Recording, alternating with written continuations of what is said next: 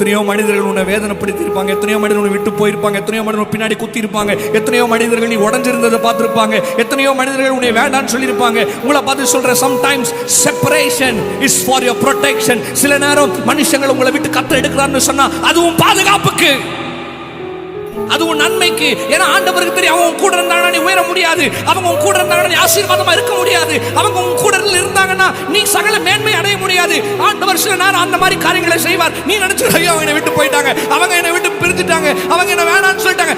வேணான்னு சொன்னதுக்கு நன்றி, சூப்பர் சொல்லிட்டு ஆண்டவரை நம்பி கால் எடுத்து வைத்துப்பார். ஆண்டவர் உனக்கு சகலத்தையும் செய்து முடிப்பார். விட்டு போனவங்க எல்லாம் போட்டோம், உன்னை வேண்டான்னு சொன்னவங்க எல்லாம் போட்டோம், உன்னை பின்னாடி குத்துனவங்க எல்லாம் போட்டோம், உன் இருதயத்தை உடைத்து பார்த்து அழகு பார்த்து ரசிச்சவர்கள் எல்லாம் போதும். என் ஆண்டவர் உடைந்ததை திருப்பி உருவாக்கி ஆசீர்வாதமாய் என் ஆண்டவர் உட்கார வைக்க முடியும் கோபுரத்தில். எத்தனை பேர் ஆமென் சொல்றீங்க? உன் வாழ்க்கையில கர்த்தர் உனக்கு சகலத்தையும் செய்ய முடியும். நீ நினைச்ச மனுஷன் என்னத்தையும் பண்ணிருக்கான், வாழ்க்கையில உன்னை அளவச்சு ரசிச்சிருக்கான், உன்னை தூசிச்சு ரசிச்சிருக்கான், உன்னை உயிரத்தை உடைச்சு ரசிச்சிருக்கிறான். அவங்களுக்கு தெரியும், உன்னை வேண்டான்னு சொன்னா நீ அழுவேன்னு நினைப்பாங்க, உன்னை உடைச்சா நீ அழுவேன்னு நினைப்பாங்க.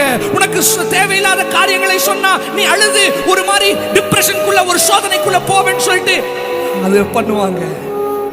ஆனா என் ஆண்டவர் அப்படி கிடையாதுமா. இயேசுவே அப்படின்னு சொன்னா உனக்கு செல்லமா ஓடி வந்து உன் சூழ்நிலையை மாற்றுவா.